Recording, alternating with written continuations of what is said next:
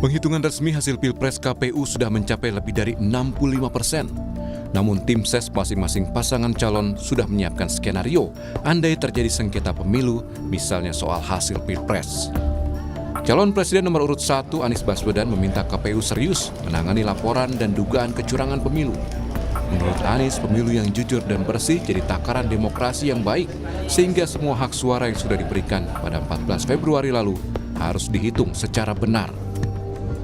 Perlu serius, KPU harus menghormati semua laporan karena kita ingin kualitas demokrasi kita lebih baik.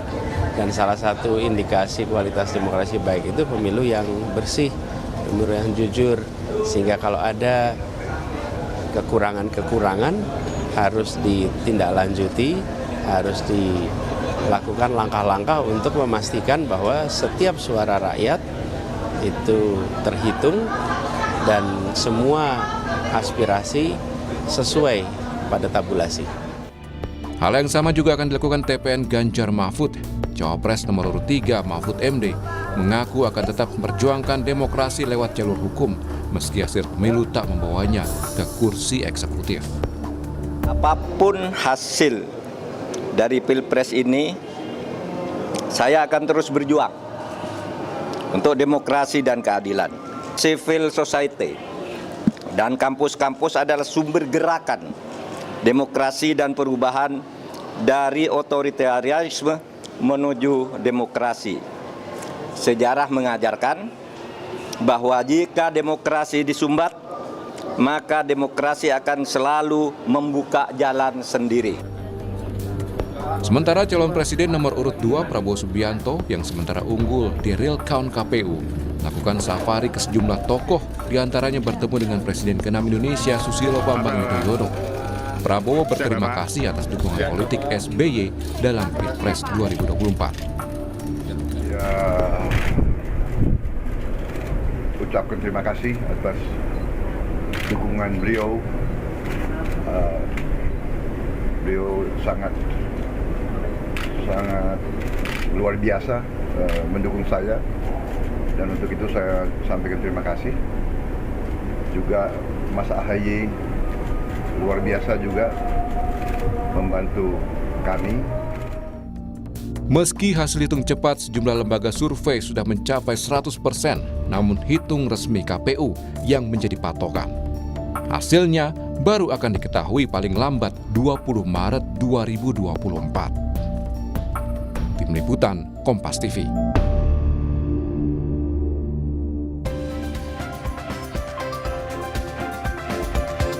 Ya, dari setiap penyelenggaraan pemilu dari 5 tahun sekali gitu ya, dari 2019, 2024 sekarang, ini pasti pihak yang sementara ini tertinggal begitu suaranya mengajukan ada protes begitu ya. Nah, sejauh mana masing-masing tim ses pasangan calon ini mengumpulkan bukti-bukti yang katanya ada dugaan kecurangan di tengah hitung resmi KPU yang tengah berjalan, dan bagaimana juga konsolidasi para tokoh dan juga para tim ses usai pemilu.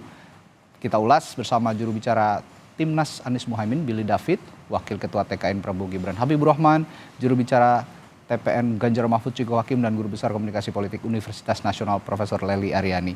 Selamat pagi Bapak-Bapak dan Ibu. Assalamualaikum. Selamat pagi. Selamat pagi Mas Radit. Selamat pagi semua. Ya, semuanya. saya ke Bung Billy dulu, yang kemarin juga sempat diutarakan oleh Mas Anies gitu ya, ada kita akan mengawal terus proses penghitungan suara ini sampai selesai begitu, dan ada beberapa dugaan-dugaan yang bisa diolah begitu dari lapangan, laporan begitu menurut Mas Anies, yang juga akan ditelusuri apakah itu benar atau tidak. Ini sejauh ini seperti apa dugaan kecurangan itu yang diklaim oleh tim ses Anies Muhaimin? Baik, tentu tim hukum nasional kami di Paslon Amin dan juga Timnas Amin terus bekerja secara intensif pasca pemilu. Dan per kemarin Jumat kan sudah dilakukan konferensi pers oleh tim hukum Amin ya, yang menyatakan bahwa dari ribuan laporan yang masuk, baik itu ke THN pusat ataupun THN perwakilan di daerah, itu ada 9 kategori utama ya, pelanggaran atau dugaan kecurangan yang kita temui. Dan tentu hari-hari ke depan tetap kita kumpulkan data, kumpulkan temuan, dan juga kumpulkan bukti yang valid terhadap dugaan-dugaan tersebut. Tentu juga selain itu jalur pengaduan, jalur aduan yang kita buka secara online yang sempat 2 kali dibajak jalur WA-nya, dan sekarang sudah beralih ke jalur Telegram, dan juga jalur-jalur pengaduan di setiap provinsi juga tetap dibuka agar setiap pengaduan ataupun setiap laporan masyarakat kita dapat kelola dengan baik dan kita kumpulkan bukti-buktinya.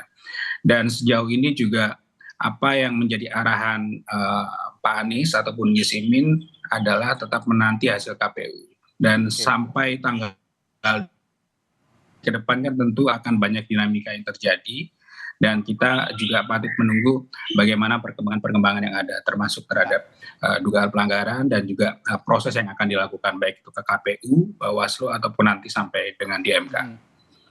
Oke, ini yang sama-sama akan dikawal oleh Timnas Amin. Saya ke Bung Ciko dulu karena begini Bung Habib, ini sama-sama suaranya sepertinya ada kalau di posisi diduga menang kita menang diduga menang gitu ya. Oke, saya ke Bung Ciko dulu karena sepertinya satu nada begitu dengan Timnas Amin. Monggo Om Ciko. Oke. TPN Ganjar Mahfud. Apa yang akan dikawal oleh TPN Ganjar Mahfud dalam konteks penghitungan suara ini? Kami akan sama dengan apa yang senada lah kira-kira dengan apa yang disampaikan Bung Billy. Tetapi gini, pada prinsipnya kecurangan-kecurangan dan dugaan-dugaan kecurangan ini kan sesuatu hal yang tidak hanya terjadi di bilik suara, tapi juga di TPS, tapi juga di penghitungan maupun pra pemilihan umum ini dilaksanakan. Bahkan jauh dari sebelum pencalonan sudah ada hal-hal yang kita bisa bilang ini adalah sesuatu yang sifatnya terstruktur, sistematis, dan masif. Nah, kita juga mengkhawatirkan apa yang terjadi dalam proses penghitungan. Nah, sekarang kita lihat juga ada pembentukan opini, contohnya melalui Sirekap yang kita anggap juga tidak sebuah kegiatan yang organik atau natural, karena ada juga campur tangan di sana.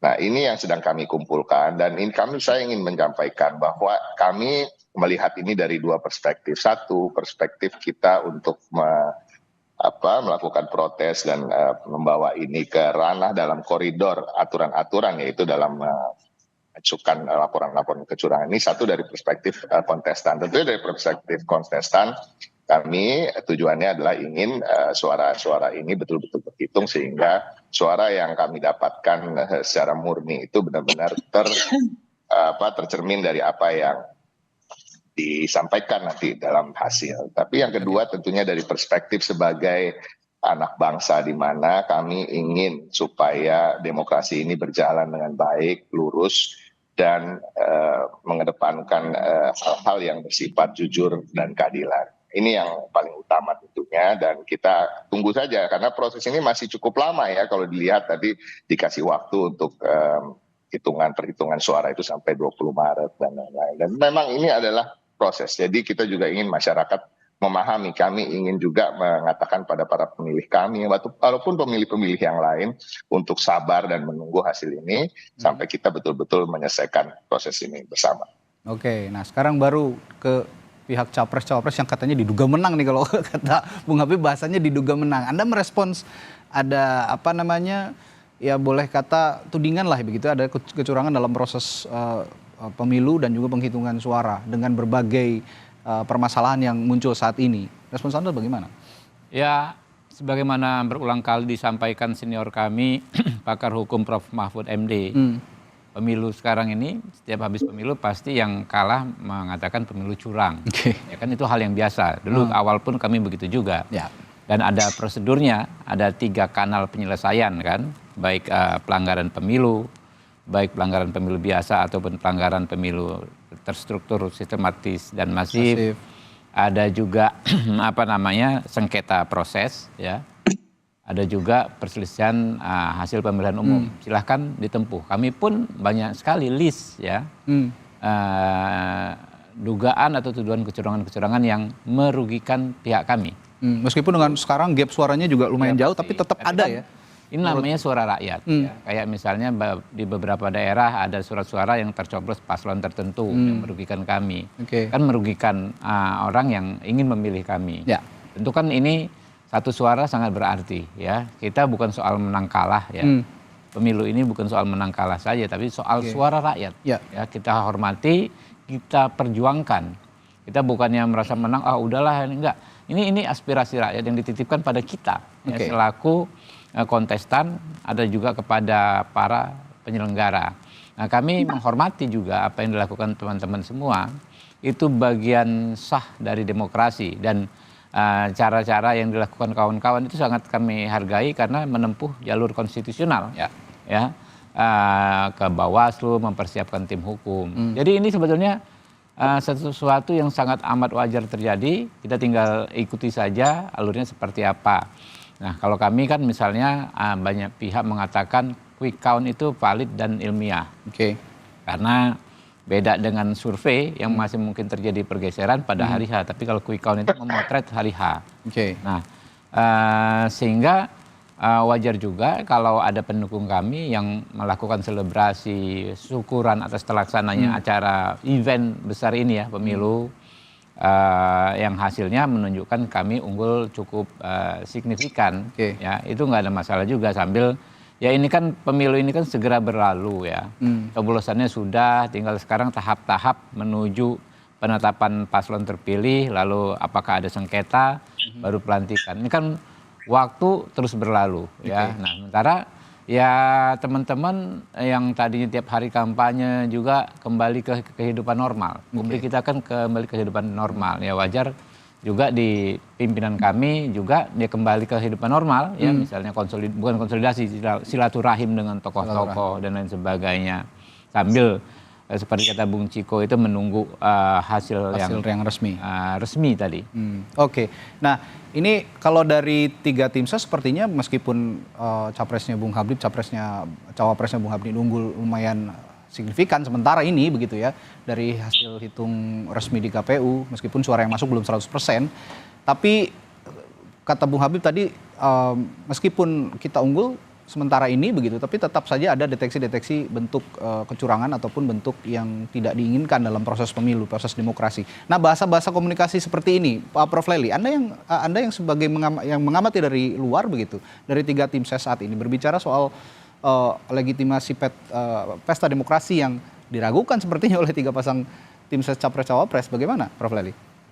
Ya, pertama saya ingin mengucapkan selamat dulu nih kepada Mas Habibur Rahman yang diduga ya bahasanya ya. Yang diduga menang versi quick. Tapi jangan disebut diduga jadi menteri dulu, Bu. Nanti malah offside. Nggak apa-apa. Iya, pertama itu. Yang kedua untuk Mas Ciko dan Mas Billy bersabar karena hitungan belum selesai gitu. Kita bersyukur juga ya ada quick count karena dengan quick count itu kita bisa mencari tahu dan menjadi tahu mana yang diduga menang, yang diduga kalah. Sehingga dengan dugaan-dugaan itu kita bisa mengantisipasi. Itu yang kedua.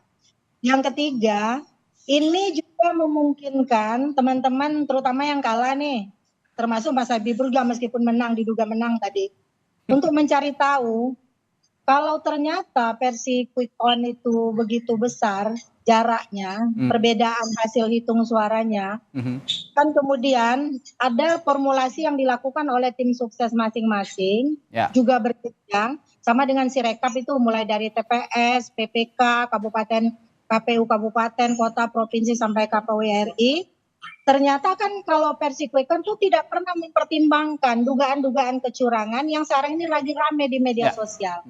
Karena di quick count kan dicomot aja semua pas keluar. Tapi memang itu katanya berdasarkan real count. Tapi kenyataannya ketika hitungan itu berlangsung, muncul semua spekulasi yang ada di media sosial, terutama tentang ada Ketua Bawaslu juga mengatakan ada ribuan TPS yang melakukan pencoblosan ganda dan seterusnya dan sebagainya. Ada 2.700 lebih TPS katanya yang diduga ada perhitungan suaranya yang tidak boleh dilihat dan lain-lain dan sebagainya.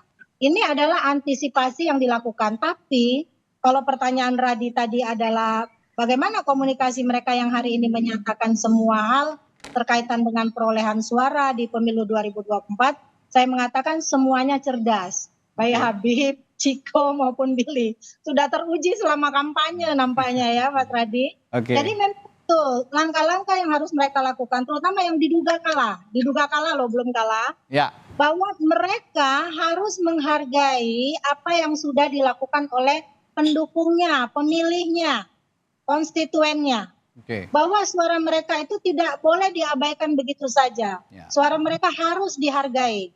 Karena itu mereka harus mencari tahu dan mereka harus mengkomunikasikan lewat simbol-simbol, gerakan, lambang, pesan-pesan yang mereka pertukarkan kepada pemilihnya. Kami berjuang loh untuk Oke. memperjuangkan suara kalian yang hilang, suara kalian yang lenyap dan sebagainya. Demikian juga dengan yang diduga menang. Kami meskipun sudah menang besar, diduga menang besar, mungkin saja masih ada suara pemilih kami yang juga dicurangi. Oke. Barangkali kami bisa menang 60 atau 70%, mungkin begitu perkiraannya. Jadi Oke. hari ini saya merasakan perjuangan yang sama dari ketiga-tiganya. Oke. Dan mudah-mudahan ini terus berlanjut sampai berakhir perhitungan suara di KPU sekalipun. Karena harus berlanjut ke MK kalau nantinya jadi. Tapi yang lebih bagus memang ditempuh jalur Bawaslu dulu ya. Karena Ya. nanti kalau di MK juga akan ditanyakan, sudah belum ini dilakukan pengaduan ke Bawaslu? Lalu apa tindakan Bawaslu, sejauh mana Bawaslu melakukan kegiatannya untuk mengawasi pesta demokrasi ini? Semua itu akan menjadi pertanyaan di MK.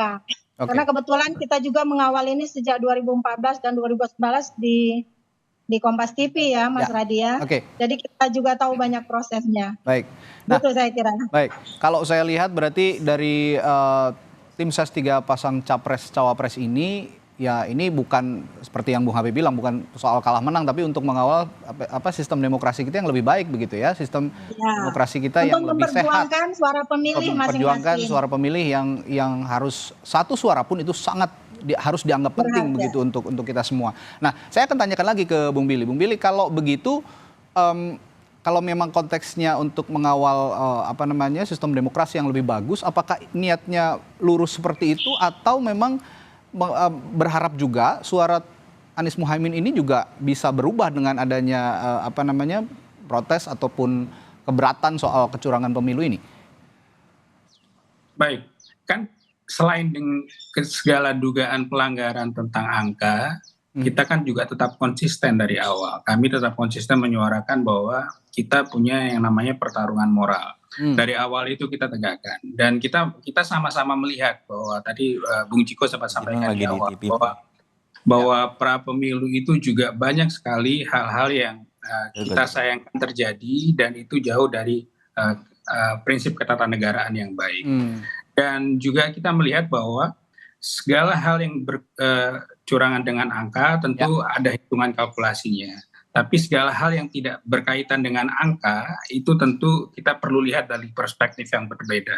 Baik secara hukum, secara sisi kepantasan, dan dari sisi bagaimana masyarakat atau publik melihat itu. Dan itu tentu kita perlu pertahankan, kita tetap konsisten mengawal itu. Dan Pak Anies pun sampaikan di tanggal 14 malam bahwa kita Paslon Amin adalah pejuang yang demokrat. Apapun nanti hasilnya, ketika wasit yang memimpin pertandingan penyelenggara pemilu tanggal 20 Maret mengumumkan, tentu kita tidak boleh menyangkal hal itu. Karena itu sebuah pernyataan resmi, sebuah pernyataan secara konstitusi yang sah, dan kita perlu mendukung itu. Di luar itu segala proses tetap kita lakukan secara konsisten, baik itu pengawalan di Bawaslu ataupun juga pengawalan di KPU. Dan tentu selain proses pasca pemilu ini, tetap kita ingin menegakkan atau ingin mengingatkan bahwa di proses pra pemilu ini banyak sekali hal yang nggak benar sehingga pemilu ini berjalan dengan demikian. Oke. Ya, kalau Bung Billy tadi bilang suasana kebatinan di Timnas Amin ini tetap mengawal penghitungan suara, tapi apapun yang ditunjukkan nanti pada hasil akhir penghitungan suara akan tetap dihormati. Apakah suasana kebatinan yang sama ada pada tim ses TPN Ganjar Mahfud, Bung Ciko? Saya rasa itu adalah suasana kebatinan yang memang harus kita rasakan karena memang kami kan kita ini hidup berbangsa dan bernegara. Yang tujuan kami juga melakukan protes adalah juga menjunjung tinggi konstitusi dan aturan-aturan di dalam negara ini karena ini masih dalam koridor demokrasi dan hukum yang berlaku. Artinya apapun hasilnya juga akan kami hormati, tentu dengan catatan bila prosesnya dalam protes maupun nanti bila ada sengketa di Mahkamah Konstitusi juga proses ini juga dilakukan dengan jujur dan adil. Nah itu yang paling penting. Nah yang kedua adalah kita juga setuju dengan apa yang disampaikan oleh Prof. Lely bahwa memang kita ini harus menghargai suara rakyat yang memilih kami. Tapi bagi kami bukan hanya itu, kami pun ingin juga menghargai suara rakyat yang memilih paslon lain karena kita jujur. Walaupun yang diduga menang sekalipun, karena pada prinsipnya saya meyakini bahwa rakyat Indonesia di seluruh pelosok Indonesia ini, siapapun mereka dan apapun tujuan mereka dan keinginan sebagaimana besar keinginan mereka untuk memenangkan paslon mereka juga tidak mau menang secara curang. Kan kita punya adab dan etika dan juga moral-moral anak-anak bangsa yang dari dulu sudah teruji di Indonesia ini kan bangsa yang besar, bahwa juga mereka ingin proses ini berjalan sesuai dengan apa yang sudah dicanangkan aturan-aturan itu. Jadi pada prinsipnya ini adalah perjuangan untuk bersama. Jadi tidak boleh dinihilkan dan kami akan terus mengawal suara, mengumpulkan bukti-bukti dan kita lihat nanti bagaimana di proses di Bawaslu maupun di Mahkamah Konstitusi. Oke. Ya, sebagai internal orang yang berada di internal TKN Prabowo Gibran, saya juga pengen tahu nih Bung Habib, suasana kebatinnya Pak Prabowo dan Mas Gibran menghadapi situasi yang saat ini ataupun isu-isu yang bergulir saat ini, termasuk soal dugaan-dugaan kecurangan begitu. Bagaimana sih dari Pak Prabowo dan Mas Gibran sekarang? Ya persis ya, disampaikan Pak Prabowo. Kalau nggak salah teman-teman wawancara beliau di kolam renang ya. Oke. Ya saya juga menyimak itu. Ya, kan kita pasrah saja ya.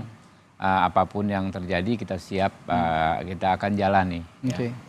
Kalau toh waktu kemarin kita belum mendapatkan kepercayaan, ya kita jalani. Kalau toh sekarang kita diduga menang, tetap kita jalani saja. Ya kalau soal isu-isu kecurangan sejak awal prosesnya pemilu ini kan kontroversi terus berjalan ya. Bukan hanya tuduhan kepada kami, tapi juga tuduhan kepada paslon-paslon lain dan bukti-bukti juga yang sama-sama hampir sebagian besarnya sudah berproses ya, atau sudah dilaporkan ke pihak-pihak yang terkait. Okay. Jadi sudah ada yang ngurusnya. Jadi Pak Prabowo tidak handle yang seteknis itu, diserahkan saja ke tim ya, ke tim ini, tim kami ya. Saya kebetulan di TKN khusus handle masalah persoalan-persoalan hukum seperti ini. Advokasi ya. Okay. Ya, kita sudah pengalaman lah 2 atau 3 kali pemilu yang seperti ini, sistemnya sudah berjalan ya. Jadi beliau manualnya udah ada. Kalau habis pemilu yang disiapkan apa dan lain sebagainya sudah siap semua. Jadi tidak ada sesuatu pun yang membuat Pak Prabowo itu risau lah sekarang ya. Dalam posisi tidak cukup baik dalam konteks elektabilitas saja beliau tenang, apalagi seperti ini gitu. Oke, jadi suasana kebatinnya Pak Prabowo ya berserah diri saja begitu ya. Beliau orangnya sangat tenang, sangat ikhlas lah. Ya, nah tadi kita sudah berbicara soal bagaimana proses penghitungan suara yang sama-sama sepertinya tidak hanya dari kubu Anies Muhaimin dan Ganjar Mahfud, tapi juga dari kubunya Prabowo Gibran tetap juga mengawal hasil penghitungan suara sampai akhir, di mana sama-sama ingin membangun sistem demokrasi yang lebih sehat begitu. Nah, selanjutnya kita akan bahas soal konsolidasi politik pasca Pilpres. Nah, ini menarik karena juga ada pernyataan dari Pak Prabowo yang saya ingat pada saat menyampaikan pidatonya di Istora, akan merangkul semua setelah pemilu. Akan merangkul semua elemen termasuk juga mungkin dari kompetitor ya, dari pasangan 01 dan 03. Nah, apakah yang konkret akan dilakukan oleh Pak Prabowo nanti mungkin untuk merangkul semuanya dalam rangka rekonsiliasi politik? Kita akan bahas sesaat lagi di Sapa Indonesia Pagi setelah jeda. Ya, sebelum saya tanyakan kepada masing-masing tim ses Capres Cawapres soal bagaimana komunikasi politik yang terjadi atau yang dijalin antar kubu begitu ya pasca Pilpres atau pasca pemilu, saya akan tanyakan dulu kepada pakarnya komunikasi politik, Prof. Lely Aryani. Prof, Anda yang sehari-hari melihat begitu, bagaimana setelah pemilu komunikasi politik yang dijalin oleh 3 tim ses dan juga partai-partai koalisi, bagaimana dan kemana arahnya? Ya, pertama kalau kita menyaksikan Kompas TV hari ini, komunikasi politiknya seperti ini, riang gembira aja nih tiga-tiganya. Sehat ya Bun ya? Kebetulan juga kemarin di TV lain, kemarinnya di TV lain, itu kan tim yang bicara juga beda. Komunikasinya bagus-bagus saja. Oke. Dan itu juga bagus untuk menemukan jalan ya bagi pesan-pesan politik yang di pertukaran. Jadi ada 3 pesan nih dalam komunikasi politik itu adalah tentang ketika mereka berkomunikasi politik itu substansi informasi apa yang mereka sampaikan. Baik kepada pihak penyelenggara pemilu, baik kepada teman-teman mereka yang berjuang untuk mempertaruhkan suara pemenangnya tadi, suara konstituennya tadi, dan seterusnya. Ya. Itu tentang substansi informasi yang dihadirkan. Yang kedua, setting di mana informasi disebarkan. Jadi kalau settingnya di media dengan di Mahkamah Konstitusi atau di Bawaslu, itu mereka harus beda. Kerasnya harus beda, pertahannya harus beda, dan sebagainya. Dan yang ketiga adalah tentang fungsi yang mereka jalankan. Oke. Fungsinya kan mewakili pasangan masing-masing. Positioning mereka pasti beda. Nah, perbedaan itulah yang nantinya akan menunjukkan silaturahmi politik boleh tetap jalan, tapi peran masing-masing juga harus dijalankan. Nah, pasangan 01 nih, saya mau nanya nih Mas Billy. Itu kan Pak Paloh sudah diundang nih sama Pak Jokowi ke istana. Nah, ini juga menarik nih. Apakah ini konsolidasi sebelum perjuangan dimulai? Ataukah itu atas permintaan Mas Habibur, ayo Pak Jokowi undang aja tiga-tiganya gitu. Bertahap ya. Mega. Meskipun dinamikanya kita tahu ya, baik Bu Mega maupun Pak Paloh itu kan tetap dalam koalisinya Pak Jokowi. Ya. Nah, kalau mereka ketemu Pak Prabowo itu beda lagi. Tapi kan kita tahu Pak Jokowi positioningnya di mana. Oke. Nah, itu saya nggak bisa jawabnya ya, Mas Habibur dan Mas Billy yang bisa. Mas Ciko juga nggak bisa jawabnya itu. Oke, nah ini Itu kira-kira. Jadi saya tanyakan langsung baik-baik saja kecuali untuk ideal tadi. Oke. Saya tanyakan langsung ke Bung Billy yang berada di internal Timnas Amin dan juga partai-partai koalisinya. Ini pertemuan Pak Jokowi dengan Pak Surya Paloh apa nih maksudnya nih setelah pemilu? Ini cukup mengejutkan juga, kira-kira banyak publik yang mengira juga wah jangan-jangan Pak Paloh ini juga ingin melanjutkan kerjasama dengan Pak Jokowi melalui capres-cawapres yang didukung Pak Jokowi begitu. Padahal perang belum usai ya. Ya, silakan Bung Billy. Secara internal kami belum mendapat informasi yang lengkap. Surya Paloh pun belum mengeluarkan pernyataan apa hasil pertemuan Pak Presiden kemarin. Tapi mungkin Pak Surya Paloh yang beruntung nih dapat giliran yang pertama ya. Dan itu dilakukannya di ruang publik. Kita nggak diundang makan siang, nggak diundang makan malam, tapi dilakukan secara resmi. Dan kita tetap pada prinsip bahwa koalisi 01 adalah partai-partai yang berintegritas. Apapun yang dilakukan, pertemuannya dilakukan di ruang publik. Kemudian ketika nanti ada pertanyaan tentu akan pernyataan disampaikan di ruang publik. Dan kita melihat bahwa partai koalisi ini tetap solid, tetap dalam arahan semangatnya ada di jalur perubahan. Dinamikanya nanti seperti apa kita patut menunggu dan itu lebih kepada ranah partai politik dan kita menghormati ranah partai politik apapun keputusan yang nanti dihasilkan. Tapi kami percaya pertemuan-pertemuan yang dilakukan itu pertemuan-pertemuan silaturahmi politik yang biasa. Tentu kita patut menduga semuanya adalah negarawan dan semuanya yang dibicarakan adalah demi kebaikan bangsa. Oke, demi kebaikan bangsa dan negara. Apapun hasilnya juga nanti di pemilu 2024 ketika KPU sudah mengumumkan hasil resminya. Ya, Bung Habib, kalau tadi disinggung Prof. Lely, ini ada komunikasi khusus sepertinya dengan berbagai partai politik termasuk dari kubunya 01 dan 03 gitu. Nah, kalau Anda konkretnya untuk mewujudkan pernyataan Pak Prabowo pada saat pidatonya ini kan muridnya mahasiswanya Bu Lely di Komunikasi Jayabaya. Saya diajarkan memang panggung depan panggung belakang itu ya kurang lebih begitu juga gitu. Begitu juga ya. Artinya kita politisi ini kadang-kadang ada hal-hal yang tidak seformal yang diduga publik ya, komunikasi yang terjalin sangat baik, bukan hanya setelah Mas. Ya, tapi sebelum dan pada saat kontestasi. Silaturahim yang baik itu tetap terjaga. Itu yang kami jaminkan kepada publik. Jadi kalau di depan layar gontong-gontongan itu nggak sepenuhnya seperti itu ya. Itu kan dinamika. Tapi pada akhirnya tidak mungkin kita ini akan terpecah belah. Tidak akan mungkin. Itu yang garansi buat rakyat. Nah, soal komunikasi saya kembali ulas bahwa ya baik dalam konteks formal maupun informal, yang lebih banyak itu informal ya. Komunikasi itu terus terjaga. Misalnya ada petinggi kami dan petinggi dari paslon tertentu, sama-sama kami dari Sumatera Selatan, pakai bahasa daerah kurang lebih kan. Kalau kau yang menang jangan lupa aku gitu kan. Nah, ingat-ingat aku ya. Kurang lebih begitu. Ini antara ya hampir top leader, bukan paslon memang ya, tapi top leader. Gitu. Kurang lebih yang disampaikan begitu. Makanya kami ini cool saja ya. Kayak dengan teman-teman dari paslon lain, kalau kita kan cool saja. Betul. Tensinya tinggi ya kan dia kalau di sini, tetapi nggak akan sampai ke perpecahan. Nah, satu hal gagasan besar yang disampaikan Pak Prabowo, tapi ini juga disampaikan Pak Surya Paloh ya, disampaikan juga oleh Bu Mega. Coba Mas Radi cermati, ketiganya selalu menyampaikan soal persatuan. Ya. Jadi apa yang disampaikan Pak Prabowo, kami akan merangkul, kami akan menjadi presiden bagi semua rakyatnya. Itu bukan omongannya Pak Prabowo saja, coba deh cek. Pak Surya Paloh sering bilang begitu, Ibu Mega sering bilang begitu, Pak JK Yusuf Kala ya kan ya sering bicara begitu. Mereka ini kan pasti lebih cair lagi di antara mereka.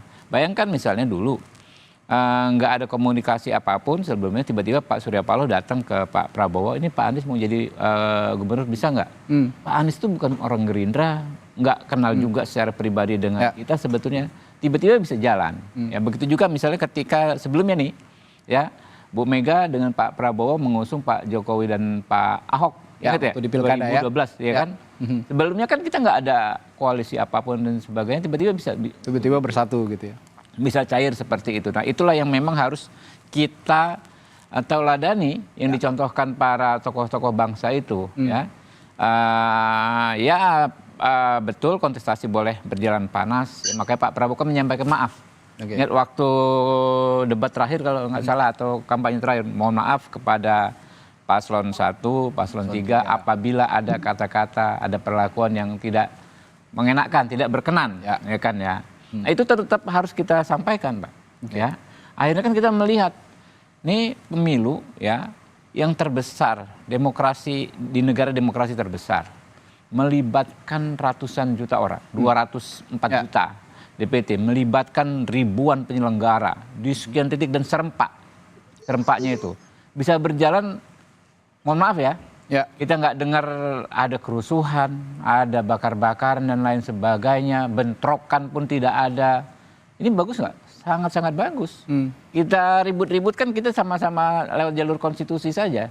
Ya, teman Pak Billy dan kawan-kawan langsung bergerak, kumpulkan bukti, ya kan? Sampaikan ke publik. Pak Ciko dan kawan-kawan kumpulkan bukti, bikin posko, bikin pos pengaduan ya online dan lain sebagainya.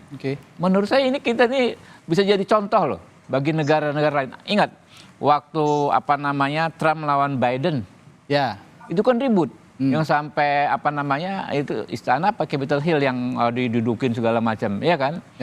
Nah ini kita sejak 2019 ke sini. Ini bangsa kita menunjukkan kedewasaan yang luar biasa dan ini kan dibicarakan di dunia internasional, ya.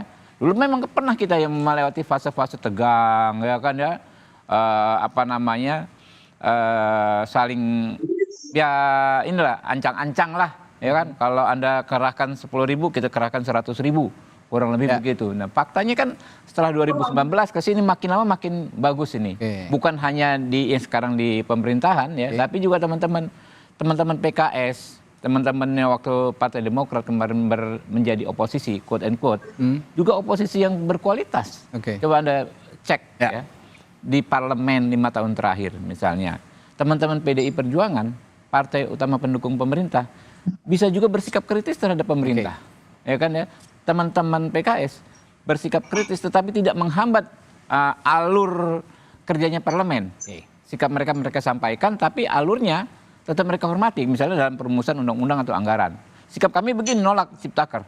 Ya, karena tetapi begitu selesai, begitu rapat tingkat pertama, tingkat kedua, kalah suara misalnya, ya sudah dihormati.